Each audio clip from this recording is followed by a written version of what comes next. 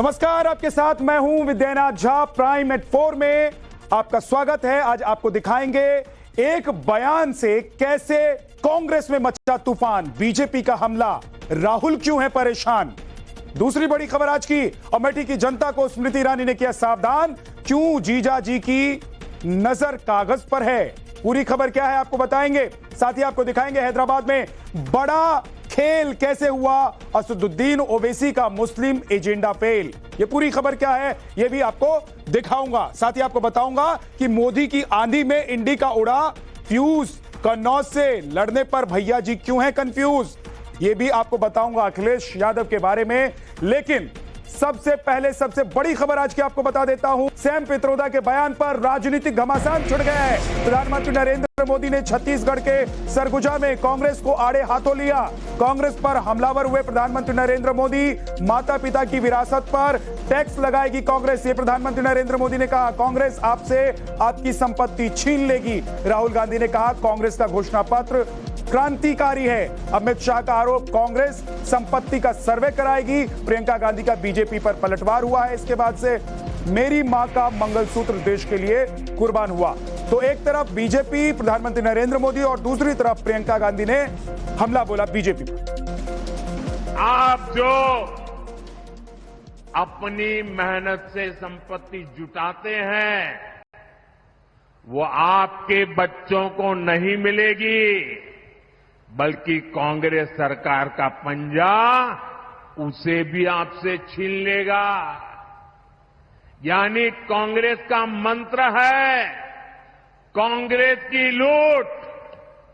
कांग्रेस का मंत्र है कांग्रेस की लूट, जिंदगी के साथ भी और जिंदगी के बाद भी। आपने ही कहा कि मैनिफेस्टो क्रांतिकारी डॉक्यूमेंट है, उसमें एक्सरे है और उसमें जो इनकम इनइक्वालिटी नरेंद्र मोदी जी ने की है, जो 22 लोगों को उन्होंने 16 लाख करोड़ रुपए ट्रांसफर किया, थोड़ा सा पैसा, ज्यादा नहीं, थोड़ा सा पैसा कांग्रेस पार्टी का मैनिफेस्टो वापस 90% को देने जा रही है, थोड़ा सा। परंतु आज सैम पित्रोदा जी के बयान ने कांग्रेस का मकसद देश के सामने स्पष्ट कर दिया है। वो देश के जनता की निजी संपत्ति का सर्वे कर निजी संपत्ति को सरकारी खजाने में डालकर जो उन्होंने यूपीए के शासन में तय की थी प्रायोरिटी कि देश के संसाधन पर सबसे पहला अधिकार माइनॉरिटी और उसमें भी मुस्लिम लोगों का है, उस प्रकार से इसका बंटवारा करना चाहती है। 70 सालों से ये देश स्वतंत्र है। 55 सालों के लिए कांग्रेस की सरकार रही है। किसी ने आपसे सोना छीना, आपके मंगलसूत्र छीने। इंदिरा गांधी ने अपना सोना, जब जंग हुई थी, अपना सोना देश को दिया। मेरी मां का मंगलसूत्र इस देश को कुर्बान हुआ है। और उधर सीएम योगी ने भी कांग्रेस पर बड़ा हमला बोला। कांग्रेस देश की कीमत पर सत्ता चाहती है। योगी आदित्यनाथ ने कहा तालिबानी कानून लागू करना चाहती है कांग्रेस। हम सब इस बात को जानते हैं कि कांग्रेस की मंशा हमेशा सत्ता, एन प्रकारेण सत्ता प्राप्त करनी रही है। वे देश की कीमत पे सत्ता चाहते हैं और देश की कीमत पर उन्हें सत्ता चाहिए। इसके लिए महिलाओं पर बर्बर अत्याचार करने वाली तालिबानी प्रवृत्ति को भारत के अंदर लागू करना चाहते हैं। यानी व्यक्तिगत कानून को कांग्रेस सत्ता में आने के बाद लागू करने की बात करती है। आखिर कांग्रेस नेता सैम पित्रोदा ने ऐसा क्या कहा जिस पर इतना बड़ा सियासी बवाल मच गया, तो यह भी जान लीजिए। सैम पित्रोदा ने कहा कि अमेरिका में इनहेरिटेंस टैक्स की व्यवस्था है। इसका मतलब है कि अगर किसी के पास $10 करोड़ की संपत्ति है तो उसके मरने के बाद बच्चों को केवल 45% संपत्ति ही मिलती है। बाकी संपत्ति 55% संपत्ति जो है वो सरकार के पास चली जाती है। आज अमेरिका के इनहेरिटेंस टैक्स को भी आपको बताते हैं, जान लीजिए आप। किसी व्यक्ति की मौत के बाद उसकी संपत्ति पर टैक्स लगता है। अमेरिका के सिर्फ 6 राज्यों में इनहेरिटेंस टैक्स का प्रावधान है। और ये है Iowa, Kentucky, Maryland, Nebraska, new Jersey और पेंसिल्वेनिया। हर राज्य में टैक्स की दरें अलग अलग हैं और ये 1% से लेकर 16% तक लगाई जाती है, लेकिन 45 और 55% की बात कर रहे हैं सैम पित्रोदा। अब आगे बढ़ते हैं। हैदराबाद में मुस्लिम आबादी पर सियासी घमासान मचा हुआ है।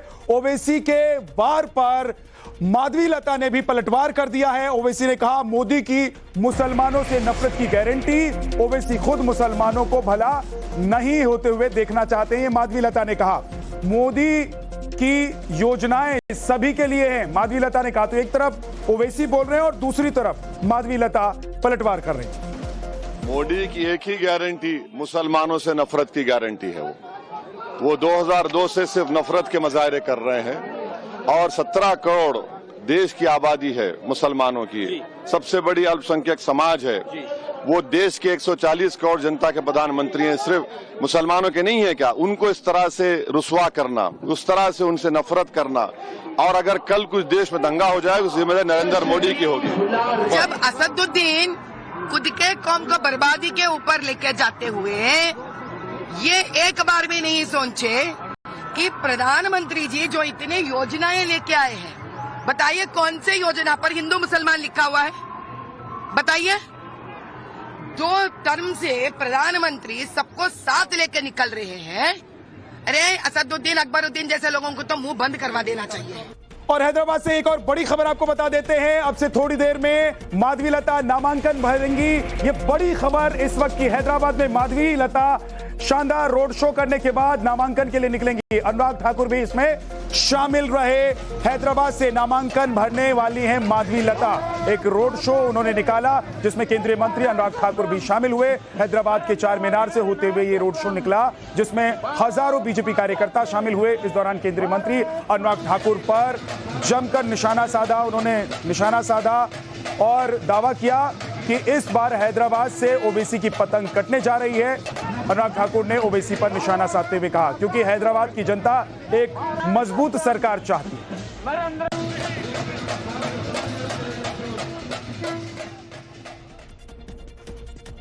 और नामांकन से पहले माधवीलता ने माता भाग्यलक्ष्मी से जीत का आशीर्वाद भी लिया। उन्होंने मंदिर में पूजा अर्चना की। इस दौरान माधवी शंख बजाती हुई भी नजर आई। जय श्री राम। अनुराग जी को जय श्री राम। के पास आ गए, बस भाग्य से भर गई। ये जो कंवल मिल गया उनके पास से तो कंवल जीत गए। जिस दिन भाग्यलक्ष्मी के पास आ गए, बस भाग्य से भर गई। ये जो कंवल मिल गया उनके पास से तो कंवल जीत। जिस दिन भाग्यलक्ष्मी के पास आ गए, बस भाग्य से भर गई। ये जो कंवल मिल गया उनके पास से तो कंवल जीत गए। और हैदराबाद में बीजेपी उम्मीदवार माधवीलता का मुकाबला असदुद्दीन ओवैसी से है। माधवीलता हिंदुत्व का बड़ा चेहरा है तो ओवैसी मुसलमानों के बड़े नेता हैं। माधवी सामाजिक कार्यों में काफी सक्रिय रहती है। ओवैसी पर तुष्टीकरण पॉलिटिक्स का आरोप लगता है। माधवी ने 3 तलाक के खिलाफ जंग छेड़ी। ओवैसी ने 3 तलाक कानून का विरोध किया। माधवी ने सीए का समर्थन किया तो ओवैसी सीए का विरोध करते हुए बड़ा चेहरा बनकर हैदराबाद से सामने आए। अगली बड़ी खबर आपको बताते हैं। पीएम मोदी पर ओवैसी का डायरेक्ट अटैक हुआ है। देश के पीएम फिरका परस्त यानी कि कम्युनल हैं ये असदुद्दीन ओवैसी ने कहा है। पीएम ने भारत के मुसलमानों को घुसपैठिया कहा। मोदी राज में मुसलमानों पर सबसे अधिक हमले हुए। मजलिस पर इल्जाम लगाना कि फिरका परस्त गलत है। हाँ, देश का प्रधानमंत्री फिरका परस्त है। देश का प्रधानमंत्री फिरका परस्त है। देश का प्रधानमंत्री कम्युनल है। और जब से ये प्रधानमंत्री बने हैं मुल्क में सबसे ज्यादा अगर हमले किए गए गाय के गोश्त के नाम पर तो मुसलमानों और अल्पसंख्यक समाज पर किए गए। बुलडोजर के जरिए घर तोड़ा गया, किसके घर ज्यादा तोड़े गए? अल्पसंख्यक समाज मुसलमानों के घर तोड़े गए। और इस वक्त एक और बड़ी खबर अमेठी से है। स्मृति ईरानी का कांग्रेस पर हमला हुआ है। राहुल गांधी को कुछ पता नहीं है। स्मृति ईरानी ने कहा है जगदीशपुर के लोग जीजा जी से सावधान रहें। कांग्रेस ने कहा अमेठी में रोजगार देने वाली फैक्ट्रियां बंद हैं। राहुल गांधी को कुछ आए या ना आए, उनके जीजा जी के मुख से मैंने जगदीशपुर का नाम जरूर सुन लिया है। इसलिए जगदीशपुर की जनता तो सावधान हो जाए। अगर जीजा जी को जगदीशपुर सुरेश ध्यान लिया गया है।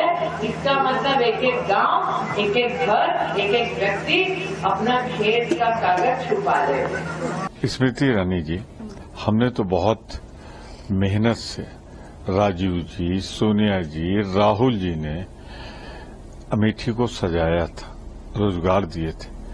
आप ऐसी सांसद निकली जिसके समय में जो यहाँ रोजगार देने वाले फैक्ट्रियां थी बंद हो गई। को दिखाएं, बता देते हैं इटावा से। इटावा में बीजेपी कैंडिडेट की मुश्किलें बढ़ सकती हैं। रामशंकर कठेरिया की पत्नी ही चुनाव लड़ सकती हैं। मृदुला कठेरिया ने इटावा से नामांकन भरा है। बतौर निर्दलीय प्रत्याशी नामांकन उन्होंने भरा है। इस बार जब कठेरिया जी से पूछा गया तो उन्होंने कहा कि स्वतंत्र देश है, कोई भी चुनाव लड़ने के लिए आजाद है। ये जनतंत्र है, लोकतंत्र है, प्रजातंत्र है और यहाँ सभी स्वतंत्र है। ये हमारा जन्मसिद्ध अधिकार है और महिलाओं के लिए अगर आप ऐसी बात करेंगे तो कैसे काम चलेगा। साथ लगना चाहिए प्रजातंत्र, तो इसका मतलब आप उनके साथ नहीं? नहीं, उनके साथ नहीं, अपना चुनाव लड़ेंगे। और इस बीच एक और बड़ी खबर आपको बता देते हैं। सूत्रों से पता चला है कि अखिलेश यादव चुनाव लड़ सकते हैं, लोकसभा चुनाव लड़ सकते हैं और कन्नौज से चुनावी मैदान में वो उतर सकते हैं। ये बड़ी खबर है। उम्मीदवारी वो कन्नौज से पेश कर सकते हैं। उम्मीदवार जो अभी समाजवादी पार्टी का है उसको बदलने की तैयारी चल रही है और उनकी जगह खुद अखिलेश यादव यहां से चुनाव लड़ सकते हैं। तेज प्रताप यादव को यहां समाजवादी पार्टी ने अपना उम्मीदवार घोषित किया हुआ था, लेकिन अब खुद अखिलेश यादव मैदान में। नॉमिनेशन होगा तो आपको पता लग जाएगा और हो सकता है नॉमिनेशन से पहले ही आपकी जानकारी होगी। कन्नौज के लोगों का मानना है कि आपको चुनाव लड़ना चाहिए। सवाल कन्नौज का ऐतिहासिक जीत का है। कन्नौज अलग बात है, लेकिन उससे ज्यादा जो जनता ने मन बनाया है, इंडिया गठबंधन भविष्य बन के आ रहा है जी, और भारतीय जनता पार्टी इतिहास बन जाएगी इस चुनाव में। यूपी के उन्नाव में डिंपल यादव का रोड शो। अन्नू टंडन के लिए डिंपल ने प्रचार किया।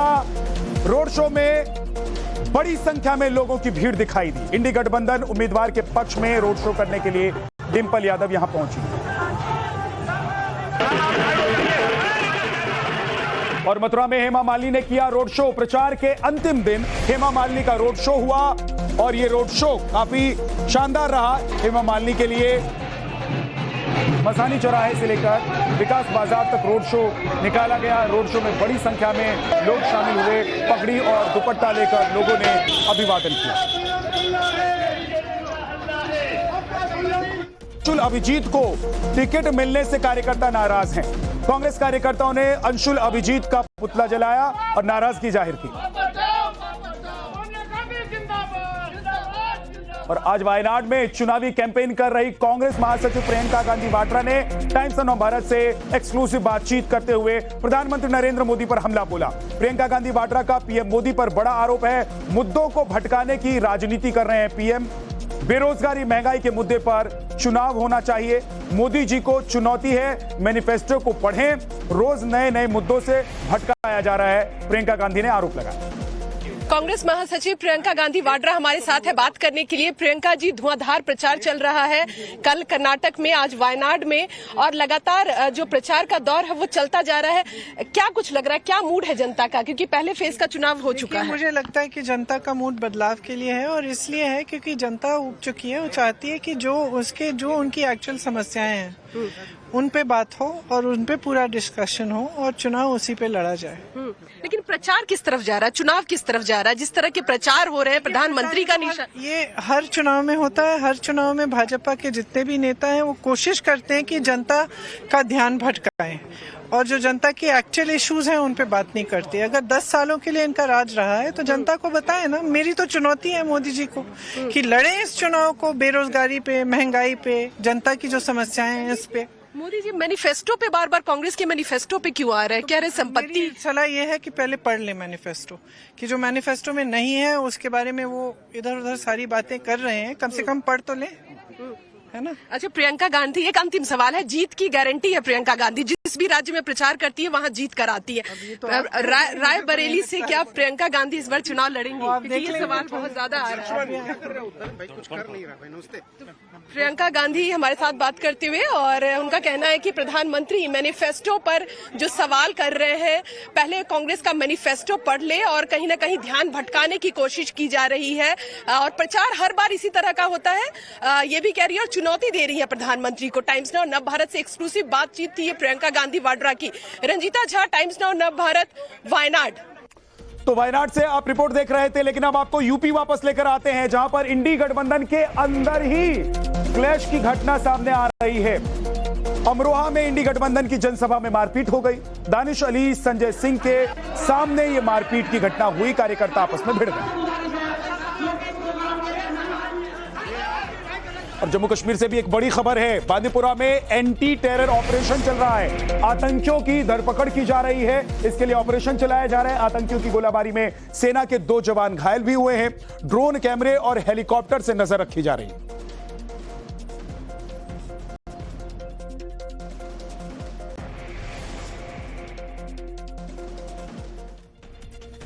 और एक और बड़ी खबर आपको बता देते हैं, कांग्रेस मैनिफेस्टो पर राजनाथ सिंह ने भी बयान दिया है। उन्होंने भी पलटवार किया है। अल्पसंख्यकों के लिए आरक्षण के संकेत हैं। राजनाथ सिंह ने कहा है डिफेंस में भी नियम लागू कर सकती है कांग्रेस। यानी कि कितना खतरनाक है कांग्रेस का मैनिफेस्टो, इस पर राजनाथ सिंह ने कांग्रेस पर हमला बोला है। कांग्रेस मैनिफेस्टो में सरकारी नौकरियों में रिलीजियस माइनॉरिटीज के लिए रिजर्वेशन का संकेत दे रही है, जो यदि लागू हुआ तो उसमें आर्म फोर्सेस को भी इसके दायरे में लिया जा सकता है।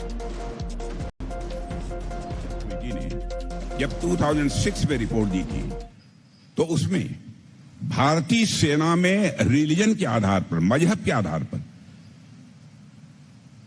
काउंटिंग कराने की, गणना कराने का भी यह सजेशन भी दिया था। आप ये कल्पना कर सकते हैं हमारी फोर्सेज में कौन किस रिलीजन का है, इस आधार पर काउंटिंग होगी। इंडिपेंडेंट इंडिया के इतिहास में पहली बार ऐसा देखने को मिला था कि हमारी फोर्सेज में, आर्म फोर्सेज में धार्मिक, रिलीजन के आधार पर विभाजन का प्रयास किया गया था।